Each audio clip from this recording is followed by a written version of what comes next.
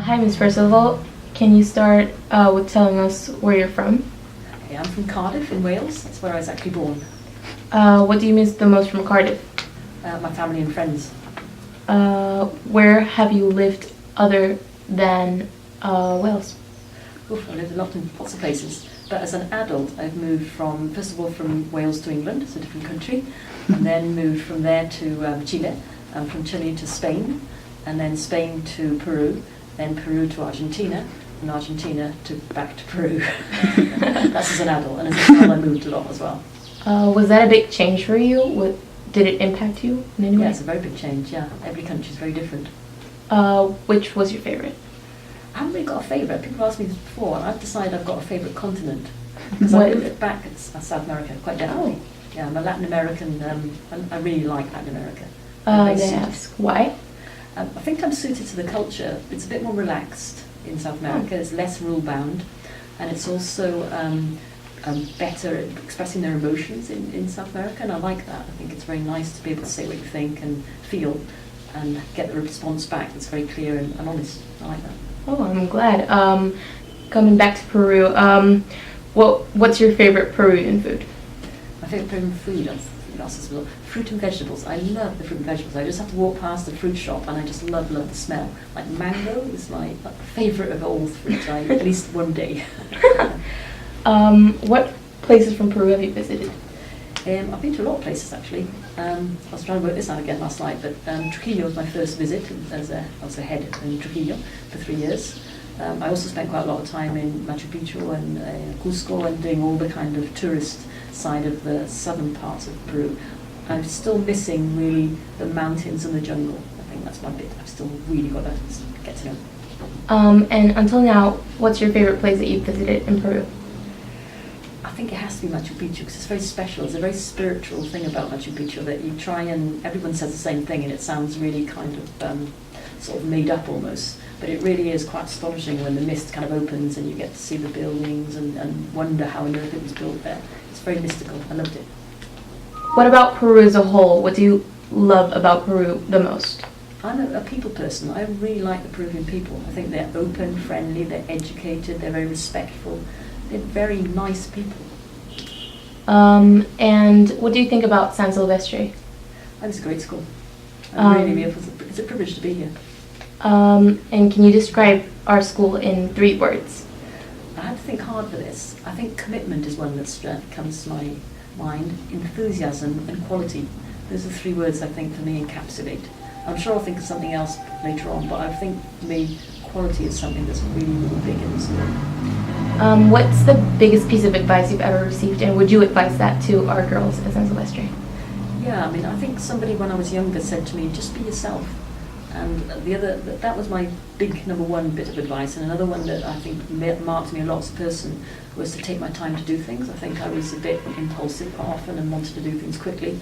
And I've learned to take my time doing things and to eat an elephant in small bites. I think it's my best bit of advice. And would you consider our school as empowering for women? I think we've still got work to do. I think I'd never sit back and say we've done it all at all, but I think certainly most of the young women I've met in San Silvestre are quite confident young ladies. I think that's one of the things I very much like about the school. The girls are astonishingly confident compared to mixed schools, but I still think there's more we could do to help all students feel they have a voice. And if you hadn't chosen to be here at San Silvestre and you had another job, what would it have been? I'd have been a vet. Why? Do you love animals? I absolutely adore animals, yeah. What's your favorite? Cat. What book are you reading right now? At the moment I'm reading one by William Boyd. I think it's called something like House at Sunrise or something like that. It's a gentle novel basically. I try and read rubbish when I'm relaxing because I have to read quite a lot of serious text as well, so I try and read something that's quite gentle, but it's a very good book. I enjoy it very much. What was the last book you read? Sea by John Banville. And what was it about? It was about the experience of a family living by the sea and their interaction with the ocean and how different families came and moved and their experience of the ocean as well. It's a really nice book. And if you had to choose only one author, who would you choose? John Grisham, I think. Why is that? He writes really, really well. It's a really descriptive novelist, and it's always one of these. He's one of these writers that keeps you in suspense, so you never know what's going to happen next. And I like books that I can't put down. What cause or matter do you strongly believe in, and why? I'm the real human rights person. I believe in human rights and animal rights as well. When I was thinking about how to say this, it sounds awful to say non-human and human rights, but I'm very clear about the distinction between humans and animals. And I believe that both humans and animals have rights that they should have respected and that should be protected. Going back to our school, what do you think about the IB program? I love the IB program. I think it's the most fantastic experience you could ever have as a student, and one that prepares you enormously for life. Do you think this program is for everyone? Yes. What was your favorite subject in school? Biology.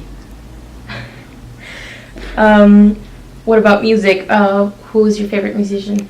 My favourite music is really, I'm a bit stuck in the 70s and 80s. I'm a Bob Dylan freak.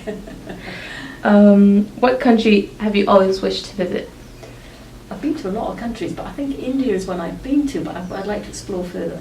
I don't know enough about it to be able to say really enough, so I'd like to know a lot more about India. What book could you read again and again? Jane Eyre. I love it. Do you play any sports? I do. I less play now in terms of competitive sports, but I run a lot, so I spend all my time running. So I've just done 2 half marathons now, just recently, because I like running. Are you more on the culture side? Do you play any instruments maybe? I play the piano. I haven't played for a long time, but I did it a lot as a child, and growing up I kept playing. Oh. If you could have lunch with anyone in the world, dead or alive, who would it be and why? Oof, there's lots of people I'd like to have lunch with. I'd really like to have lunch with Nelson Mandela. He's somebody I find really fascinating, because I can't believe that someone can be in jail for 27 years and not be bitter. I find his generosity of human spirit absolutely astonishing. I can't get my head around that at all.